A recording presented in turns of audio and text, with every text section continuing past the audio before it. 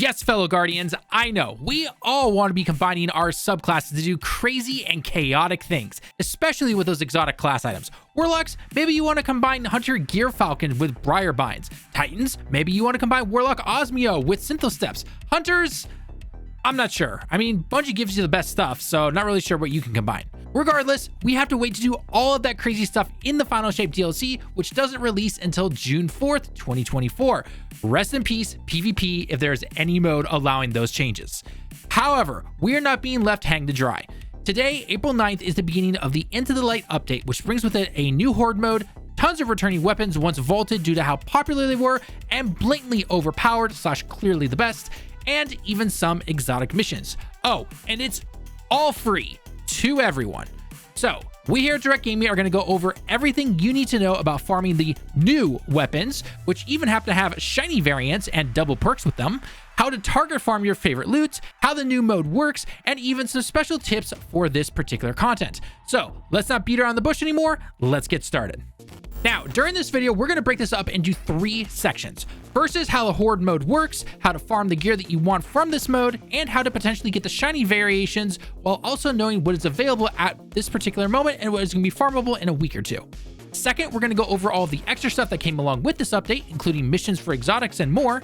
Finally, we're going to go over what you should be focusing on and the best way to go about completing it, plus some farming tips that we also found ourselves. Remember, this is going on for the next 2 months, so we've got some time. Timestamps will be down below if you want to skip to any particular section. Alright, let's start with that horde mode, since this is the big new mode where we can all earn a lot of this free loot, get some pretty good rewards, and much more. Now, when you load into the game, it'll be like every other intro quest. You'll have an opening cinematic giving you a vague but simple intro into what is happening. Then you will automatically be dropped into a closed area where you simply need to follow the icon on screen until you see Shaxx right in front of you. You probably recognize this guy as the PvP dude who just stands there in the tower acting like he would love to help you but never actually does. Follow his robot companion like on screen until you finally get up to Shaxx at the end of the room, where you will receive the Feats of Bravery quest. Here we will need to complete 6 different steps before the farming can really begin. Sort of. We'll explain that in a second. For now, go ahead and accept the quest and grab some of the bounties to help progress your Guardian rank and also get some more XP for the rank rewards, including armor, exotic engrams, and Into the Light engrams. Oh, also don't forget to talk to the robot on the right side of Shaxx, where you can go ahead and select one of the many bounties that he has that will have you doing things like defeating enemies, playing Gambit, and even raids. Each bounties has a sort of tier to them. The harder the event, the more reputation that you're going to get. You can only do one of these like we stated beforehand, so make sure you come back to get new ones after you've completed them. Now, for the main quest that you just got, the first step you'll need to do is get your light level to 1810, which is the cap for this current season. If you're already at 1810, then great, go on to step 2. If you're not 1810, don't worry. Simply turn to the left where Shaxx is, and you can go ahead and open up the chest that's called Gift of the Thunder Gods. Here you will be presented with weapons and armor that you can either use or feed into your armor that is not 1810 yet. Boom, step 1 is officially complete. From here, now you need to complete the Onslaught, aka the horde mode. Select the icon that says Into the Light, it's on the right side of the screen, and select Onslaught playlist on the left side. This is where you can either start the mode, go back to the Hall of Champions later on, or even do the exotic mission. For now, go ahead and choose Onslaught and enter said mode. Now, the rules of this mode are pretty simple. You need to defeat waves of enemies. For this first one, it's going to be 10. That will get stronger over time while you protect something called the ADU, or the Advanced Defensive Unit. In between certain waves, not all of them, you can use the materials that you earn in the mode to upgrade the tech on the map to help take care of the enemies attacking you. Once wave 10 is done, you'll jump through a portal, defeat a boss, and you'll get a chest with some loot in it. Please note that if your ADU loses all of its health in this mode, it will officially end. If you want to keep it alive / restore its health, you need to pick up the metal balls that you see drop from higher tier enemies and simply throw them at the ADU. Doing this will recover bits of its HP along the way. Now, I know that's a very simplified description, but there are obviously some more parts to it.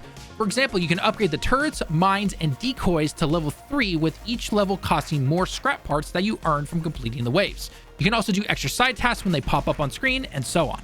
Do keep in mind you do not share these with your teammates, but it is a good idea to communicate with them so that you don't waste too much of your materials. For example, if one teammate with a lower amount can activate, say, the mines, then you can go ahead and upgrade it to a higher level, thus making the waves go more smoothly. When you get to wave 6 and 10, you'll actually jump through a portal onto a pyramid ship, where you'll have to either carry a ball of light to the end of the room, aka wave 6, or you'll defeat a boss, wave 10. After wave 10, that is where you'll get your loot from the chest. Smaller note here, after completing this first playthrough of Onslaught, From now on, you'll be able to actually select either this mode or the 50 stage mode one, where you guessed it, you did this for 50 rounds instead of 10. This obviously takes much longer, but gives you more rewards if you have the time. You can even select a legend/master mode, which is much harder, but will give you 2 chests at the end of each 10th wave. So wave 10, 20, and so on. Oh, and you can actually select the map that you want to go to as well. I personally prefer the Vostok map. One thing to keep in mind after reaching level 30, if you selected the 50 round variant, is if your whole team dies, you will be sent to orbit. This can even happen with side objectives you'll see on the left side of your screen, like defusing the mines and such, so definitely be careful here. One thing that can be very helpful when you've reached the end of a 10th wave for a boss fight is you don't have to actually keep your loadout for the entire mode. Now, you can technically change your class at any moment, but the reason I brought up the 10th wave is you'll actually be given a rally flag before you go and face off against the boss. So go ahead and change your loadout to best prepare for the situation. Once you've completed Onslaught for the very first time, head back over to Shaxx and you'll be given 10 trophies of Bravery. Once you obtain these medals, you can actually go ahead and spend them at the chest next to Shaxx. It takes 10 medals for 1 weapon. Very similar to Dares of Eternity, actually. And you can even get the shiny variations of these weapons, which have the double perks. In fact, you can actually use these medals as well if you rank up with Shaxx enough to then unlock the chest that you see in the middle of the room. Each class is able to unlock a set of armor, which is pretty cool, as it's similar to what Year 1 Destiny 2 looked like. So, get the farming, Guardians. Oh, by the way, shameless plug here. If you want to join the clan, go ahead and search Overlord Chickens in the Bungie website and send an invite. All we ask is that you simply play the game. If we see that you haven't played for over 9 months to a year, then we will leave that spot open for someone who plays on a more regular basis. Not every day, of course. I personally don't, but you get what I mean. Anyway, let's get back to finishing up the Feats of Bravery quest. The last thing you'll need to do is pick up the Brave Weapon quest from Artsite 99. You know, the robot next to Shaxx, called Stranger Danger, and simply complete it. This one asks you to get either precision headshots with a pulse rifle or defeat enemies in Vanguard missions or PvP. Once you do that, you can go ahead and activate what is called Brave Attunement.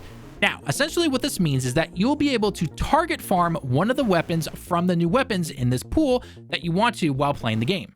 So, the first one you do is going to be the pulse rifle.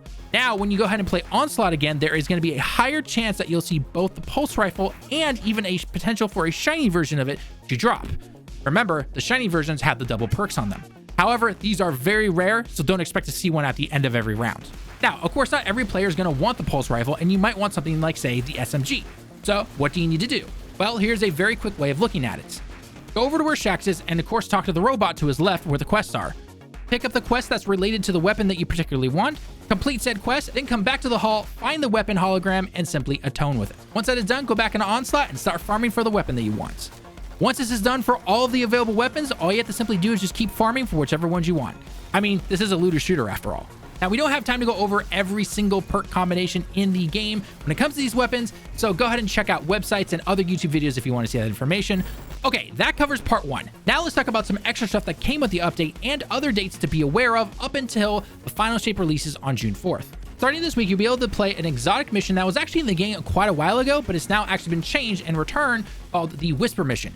If you complete this exotic event, you'll actually get the exotic sniper, the Whisperer, which you can then go ahead and craft. However, there seem to be collectible type things in this particular mission that are time gated. So if you can't get it to this week, don't worry, it's not going to be the end of the world. In fact, in May, there's going to be another exotic mission that you'll be able to do as well for the Outbreak Perfected, which is an exotic pulse rifle, which is really, really good.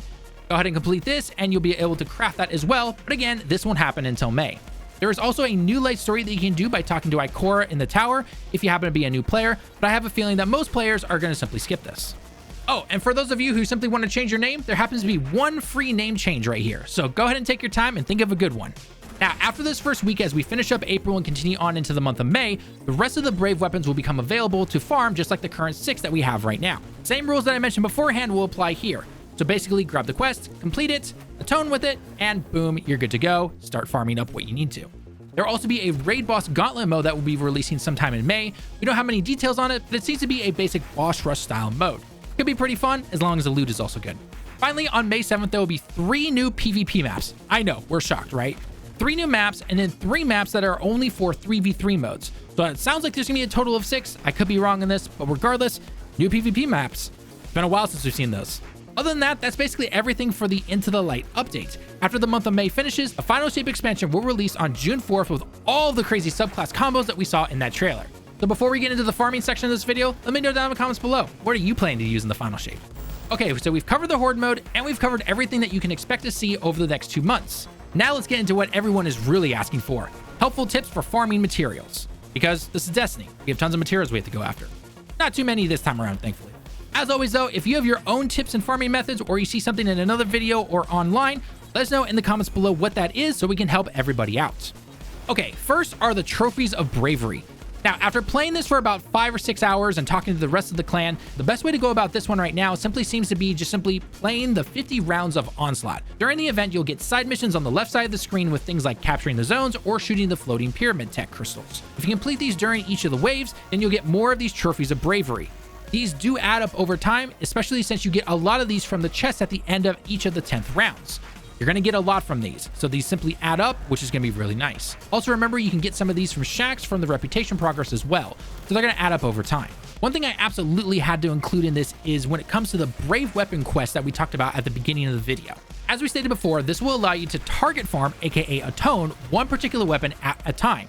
If you want to atone a different weapon, you need to either go and activate that, or you need to deactivate another one if you don't want to be only getting that one particular weapon. However, be careful with some of these weapons and their quests. For example, the SMG quest has you getting rapid kills with any SMG in the system, where playing in Onslaught gives you bonus progress. You can also use an SMG in Crucible if you want to. Now, I will tell you right now, if you want to get this done super fast, use a combination of Necrotic Grips and the Osmio SMG. The poison will take out large groups of enemies and will count towards the progression, since you have to get the finishing blows on this. However, kills from things like Incandescent on SMG do not count. Getting the kill with the SMG does, but anything from the explosion of the Incandescent will not count for this, which is not very fun. I had to learn this the hard way, so learn from my mistakes. You can also do some of the tried and true farming methods like the Grasp of Avarice Dungeon or Shuro-Chi and the Last Wish Raid, so you have plenty of options. Just remember to check your progress so you don't waste a ton of time. Plus, don't forget, as always, we have about 2 months to do this, so don't try to farm this all at once. It's not going to be fun. Another tip to remember is the shiny versions of these weapons. Usually you can see if they are shiny by the 3 lines on the bottom right side of the weapon icon where the type of weapon symbol is: kinetic, special, and heavy. When you get a new weapon though, when farming, make sure to check it before you dismantle it, as some have commented that the shiny symbol won't show up until you've inspected the weapon for the first time. This is of course assuming that you want to keep this weapon. If it's for a weapon that you don't want, then go ahead and dismantle it. For example, with me personally, those shotguns go straight into legendary shards. Final tip I want to give is on Onslaught itself. While you can upgrade whatever you want, the clan and I found that after playing for multiple hours, at level 3, aka the max level, where the mines not only deal damage to large groups of enemies, but respawn super fast, making it very ideal for those large groups of enemies, especially on those higher difficulties, aka the legend variants. Just remember that if that area is destroyed, however, though, you'll have to start from scratch and upgrade them over again. So make sure to keep the enemies distracted if they're approaching the mines. Otherwise, they might shoot them and destroy them. This also goes for the turret and the decoy upgrades. Now, of course, this is only day 1, and I'm sure more tips and tricks are going to be discovered over the weeks leading up to the final shape. So if we happen to miss anything or you're seeing this later down the road, please let us know your best farming methods down below in the comments. I am personally farming for that SMG role that will be very helpful when the final shape drops. Don't know about you, but I'm personally looking forward to combining both Stasis and Void. Those are my personal favorite subclasses. But that is going to do it for this Destiny 2 guide. As always, comment down below with your own tips and thoughts on the update. Plus, let us know your favorite subclass. We all know final shape is going to be absolutely crazy. If you happen to enjoy the video, then a like on the video would help us out a lot, and a sub to the channel will show us that you really enjoy these types of videos, and it even helps us towards our year-end goal of reaching 5K subs. We also have plenty of discussion videos on the latest games like Final Fantasy VII Rebirth's ending, and full guides for all those bosses, and even games like Prince of Persia: The Lost Crown.